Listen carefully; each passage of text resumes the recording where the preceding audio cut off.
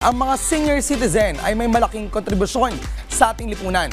Kaya naman nararapat lamang na sila ay magkaroon ng sapat na suporta sa kanilang pagtanda. At kaugnay niyan, kamakailan lamang, isang press conference ang naganap upang bigyang diin ang kahalagaan ng pensyon para sa kanila. Kung ano yan, panoorin natin ito. Sa kabila ng mga benepisyong natatanggap ng mga senior citizens, hindi pa rin ito sapat. Kaugnay nito, ang Universal Social Pension for Senior Citizens Act o House Bill No. 10423 na inaprubahan noong Kongreso noong May 21, 2024 ay nananatiling nakabinbin pa. Sa naganap na press conference, binigyang diin ang kahalagahan ng pensyon lalo na sa mga matatandang walang maayos na pinagkukunan ng pang-araw-araw nilang pangangailangan. Alam pa ninyo kung ano yung lumabas na problema doon sa konsultasyon na ito? Two major issues na tinalakay dito. Lumitaw yung kalusugan ng mga matatanda. Pangalawa ay halos kung hindi man butas ang kanilang mga bulsa, walang kwarta ito. Ibig sabihin, hindi yung ultimong pambili ng gamot, hindi yung ultimong pang-araw-araw nilang kailangan para kumain ay naging problema. Ang Aksyon sa Pensyon Coalition ay binubuo ng ilang organisasyon. Kabilang narito ang Senior Citizen Council of National Anti-Poverty Commission, Confederation of Older Persons Association of the Philippines, Senior for Seniors Association Incorporated, at marami pang iba. Layunin nilang mabigyan sila ng pansin at bigyang prioridad ang pagsasabatas ng Universal Social Pension Law. Hangad ng programang ito ay mabigyan ng pensyong nagkakahalaga ng 1,000 o higit pa ang mga senior citizens buwan-buwan upang masustentuhan ang kanilang pangangailangan sa pagkain at serbisyong medikal. Almost 11 million Filipino senior citizens await the enactment of the Universal Social Pension in order to survive. Pambili ng gamot, pambili ng lugaw.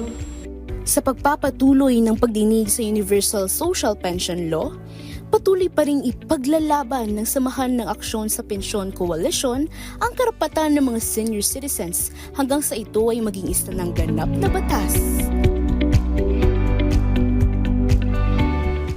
At kaugnay nga po na napanood natin para bigyan tayo ng malawak na kaalaman patungkol sa Universal Social Pension for Senior Citizens Bill ay makakapanayan po natin live dito sa studio ang Senior Citizen Advocate na si Mr. Floro Francisco. Sir Floro, magandang umaga po and welcome to Rise and Shine Pilipinas. Magandang umaga po. Magandang umaga sa lahat ng inyong tagapakinig nood at magandang umaga sa inyong dalawa, Daniel at Profi. Thank you so much for being with us this morning, Sir Floro. We want to know ano po ang benepisyo makukuha dito sa Universal Social Pension for Senior Citizens. Why is it considered to be as an investment and not an expenditure? Ayan. Ganito po kasi yun. Ang sitwasyon natin ay we have 12 million senior citizens. There is now an existing social pension program where originally they were giving 500 only to indigent senior citizens. And then recently ginawa nilang additional 500, so may 1,000. Okay. But this is only benefiting around 4 million senior citizens. But we have 12 million. And meron pang 800,000 na waitlisted na hindi nila maipasok dun sa indigent. Okay. At napakalawak ng nung definition nila ng indigent eh. Yan yung wala nang pag-asang mabuhay, may sakit, frail, walang pinagkakakitaan. But there are so many Filipino senior citizens na walang pinagkakakitaan, wala na silang income. Okay. And the problem is, yung selective ang pagpipili ng social pension. And of course, alam mo naman sa Pilipinas, merong palakasan, merong 800,000 na waitlisted, hindi nakakapasok. Okay. Ang totoo niyan, maraming masigit na nangangailangan na hindi kasali sa social pension. So, ang solusyon natin is, let's make it universal. Okay. And let every senior citizen benefit from it. And it will become an investment because? Well, yun nga ang sinasabi namin sa ating mga political leaders, no? They should not look at the social pension as an expenditure. Okay. It should be considered as a social investment. It's just like what they are doing with the 4Ps now. 4Ps is a social investment to help elevate the poverty level of our poor Filipinos. Mas maraming poor na senior. So, pag binigyan mo sila ng 1,000 o 500, babalik din naman sa ekonomiya 'yun. Ibibili nila ng gamot, ibibili nila ng pangangailangan. So, iikot sa ekonomiya yung pera. Or yung iba, pwede ba magtayo ng negosyo? Yeah. So if there are some seniors who have entrepreneurial skills, they can use the 1,000 or add it to their savings para invest nila. Tsaka prof, sa mga walang-wala, malaking bagay ito, sir, no? Yung talaga, di ba, yung mga hindi Yes. naman lahat kumikita. Ang hindi nga naiintindihan ng ating mga leaders, akala nila yung mga SSS pensioners at saka GSIS pensioners, kayang-kaya na nung pension nila yung ikabubuhay nila. You know what they are receiving? Some of them receive only between 2,000 to 3,000 a month. Pambili lang ng gamot, kulang na yun. Pag may maintenance medicine ka, saan mo kukunin yung pambili mo? So, yung mga iba, kapit sa patalim na lang. Pag minsan, pag wala silang nararamdamang sakit, hindi na sila iinom ng gamot. Pero kaya nga tinawag na maintenance, i-maintain mo, wala kang ang pambili. No? Tulong na nga yung 1,000 kung halimbawa ang gamot mo ay 6,000 every month. Diba? Precisely. Okay. Tapos hindi naman nila tinataasan yung pension ng SSS at saka GSIS. At least yung mga GSIS pensioners, lalo na yung mga recent na nag-retire, medyo mataas. Pero yung mga una, ako, I receive only 5,000. I'm a GSIS pensioner. Okay. Saan makakarating yung 5,000 ko? Pero, Sir Floro, kamusta po yung status ng bill na ito sa dalawang kapulungan ng Kongreso? Tsaka, magkano po ba yung, klaruin lang natin, magkano yung matatanggap ng senior citizen kung may sasabatas po ito? Okay. Sa kasalukuyan kasi may social pension, yung indigent. Ang natatanggap nila ay 1,000. 1,000. Yung hinihingi namin talaga, at least sana 1,500. Pero sabi nila palagi, walang pera. So, nakipagsundo na lang kami na, sige, kung magkano yung kaya nyo ibigay. So, yung lower house, nung May 21, 2024, unanimously, they have already approved this House bill granting 500 pesos 500. to all senior citizens, regardless of economic status. Unfortunately, that was more than 8 months ago. It was transmitted to the Senate, and until now, wala pang hearing na ginagawa yung Senate at wala pa silang committee report. And so, alam nyo naman, hindi mailalabas ang batas kung House lang. Kailangan ay may corresponding Senate. bill sa Congress and then magkakaroon ng bicameral committee para i-finalize ito. And we're running out of time. Ang nakakalungkot nito, this issue has been raised in 2016, nung 17th Congress pinag-usapan, 18th Congress pinag-usapan.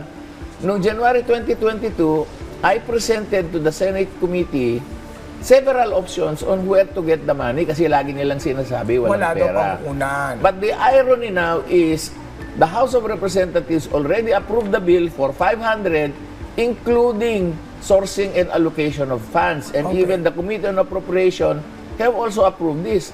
Now we are wondering why in the Senate, kung bakit nabibinbin yung batas. Ano ba kami? Mas mahalaga pa yung INSEC, binigyan nila ng citizenship, yung schedule ng batas namin, hindi nila may schedule.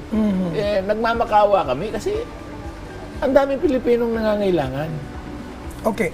In terms of how this could help the senior citizens dito sa Pilipinas, ano po yung epekto, yung universal social pension sa senior citizens na hindi pa nakikinabang doon sa current na meron tayo? Yeah, of course, it will grant them a lot of relief. Okay. Gaya nga ng sinabi ko, pambili ng gamot, pambili ng kanilang pangangailangan.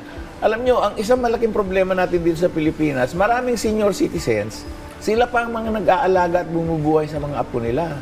Maraming senior citizens, iniwan ng mga anak nila, yung mga apo nila doon sa mga matatanda. No? Paano nila bubuhayin yun? Kung wala silang regular source of income, which is the case, no? Na maraming senior citizen ay walang source of income. Ang iniisip kasi ng gobyerno, may mga anak naman yan na mga nasa abroad, may mga anak naman yan na magaganda trabaho.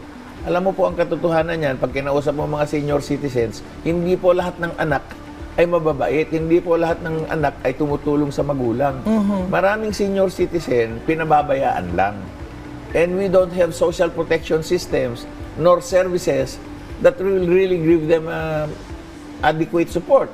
Yung ang PhilHealth natin, inadequate na yung serbisyo, kinuhanan pa ng budget, kinuhanan pa ng pera ng 90 billion, tapos ngayon zero budget tayo sa PhilHealth.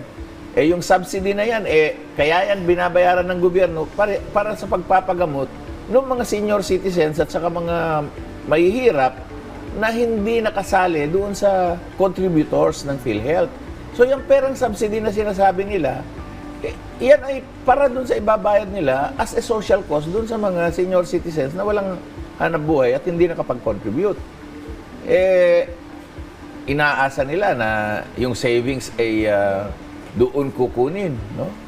But that is ironic kasi hindi naman totoo yung savings. Yung pera yan ay surplus because of inefficiency. Hindi na i-implement ng PhilHealth yung mga karapat-dapat na programa at saka maraming sakit ang hindi na-cover. Okay. Alright, no, sana ay napakinggan ito ng ilan sa mga kasama natin mula sa lower na upper house para ma-consider ilan sa nabanggit ng senior advocate or senior citizen advocate na si Sir Floro Francisco. Maraming salamat po sa pagbibigay sa amin malagang kaalaman patungkol po dito sa Universal Social Pension for Senior Citizens Bill. Once again, we have Mr. Floro Francisco. Thank you so Salamat po, much. sir. Maraming salamat po sa pagkakataon na ito at sana ay maawa sa amin yung mga senador at sana ay pag-usapan na ninyo. Sana bago mag-eleksyon, huwag nyo na pong antayin ng eleksyon kasi boboto po kami bago mag-eleksyon.